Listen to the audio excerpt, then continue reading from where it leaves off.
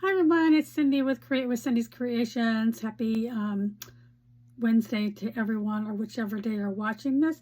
I am doing a quick tutorial again today.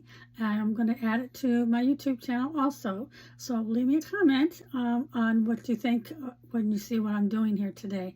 I do have it's just a board from Home Depot. I already put a tree on here, and I used this stencil here. The stencil came from Vintage Retail Therapy by Mara. She has an online store. You can go and check out her stuff that she sells. But this came from Home Depot. I used ink, archival ink, to do the tree instead of paint.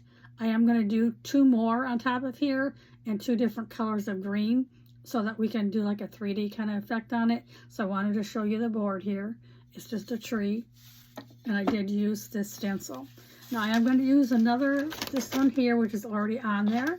I'm going to kind of do it again on the top, but kind of to the side. And then we're going to get this small one on here in a different color green. So I hope I can inspire you. I have a towel here, paper towel, that we're going to be using to take off some of our ink on our little stencil brush. So I'm going to move it over and up just a little bit because we want to add another tree on here. I'm not going to do the stem, I don't think.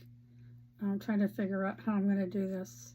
I think I'm just going to offset it some, kind of like that on here. Can you see what I'm doing? We're going to be using this green today, which is called peat moss, and see if it's a different color that we can do. I have a stencil brush. These are from Essential Stencils. I am an affiliate with them. So if you're interested in looking at that, you're going to put some on your brush. I know my stencil's moving, but that's okay. I just want to get some on here. And you would normally, if you have paint, you're going to take some of it off. But this doesn't get a whole lot on your brush, so I'm going to just leave it as is. So let me put this back, move this back over a little bit. Like I said, I'm just going to move it over a little, and we're just going to go over it. And hopefully this green is going to work. I don't know. I don't really see anything coming on here. So I'm just going to get some more on here. It may not work with this green. I may have to go to a different green, but we're just going to keep putting it on here and trying. It may work. I just have to maybe put a little bit more, but I'm not doing the whole tree. Excuse me. Just kind of go over it with another color, and then we're going to add another green in the small tree. It seems to be working on this side, so let's just keep going. Seems like I just got to get some more ink on my brush. So it's kind of going to look like there's two trees here, and then we'll put a third one on here too. Let me put it back. I'm trying to hold it down with my fingers. You can tape these on here, but like I said, my surface is too small to be putting some tape on here. There's no place to really put the tape. So let me just get down here a little bit more on the bottom, and let's see if this works. Yeah, it just gives it another color. Let me show you. So it just gives it another color over here on the side. Looks like it's a double tree. So let's put that aside. And that was peat moss. Now I'm going to be using this lighter green. It's called Bundled Sage. So it's a little lighter. You can see. Let me get another brush because I don't want to use the same one. Now we're going to put the smaller tree, and we're going to move that over here to this side and put it on here. And I think it's going to work. It's smaller, so we're just going to add that over here. Try to hold these in one place. I need another set of hands. Okay, so I got some on there.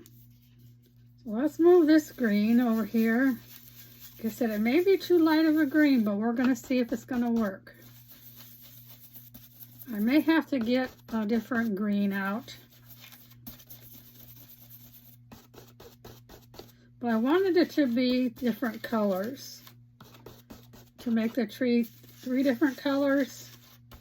Because trees aren't always the same green. When you look at them, you're not going to see the same green on them. You're going to see different greens. They're not all going to be the same color.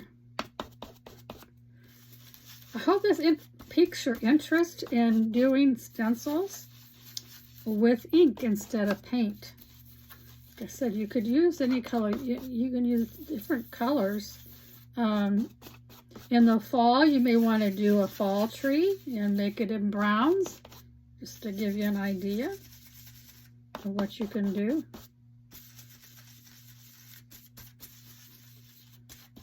Let me peek. Yeah, I can see it in here. Yeah, I can see it in here. A little bit more. It's going to be 3 trees kind of blended into one. Let me get my brown archival ink over here too. This is called a ground espresso. I'm going to use a different kind of brush, and we're going to add it down on the stem, the trunk of the tree. So we're just going to add a little bit of brown in here. Color is fall. It's going to turn into a brown on the tree. So let's see how that works. I don't know if I like the green, but it's okay. We'll deal with it. Looks like a crazy tree. We've got the in there. Okay, I'm going to go back to my darker color. We're going to add some more. I'm making a mess here and making a bunch of noise. Well, let's bring this tree over here now. And we're going to go back to this green. It looks like a lopsided tree. So we're going to add some more green on here. It looks lopsided to me. I don't know about you, but let me go ahead and get this done. It's just something I wanted to experiment with. There we go. That looks a little better. So there's our trees. Still looks kind of lopsided, but it's all right. Some trees on here.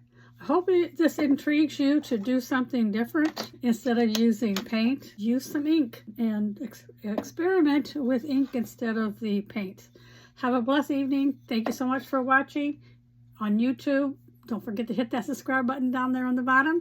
And hope I can see you coming back to some more. Bye-bye. Cindy with Create with Cindy's Creations. Bye-bye.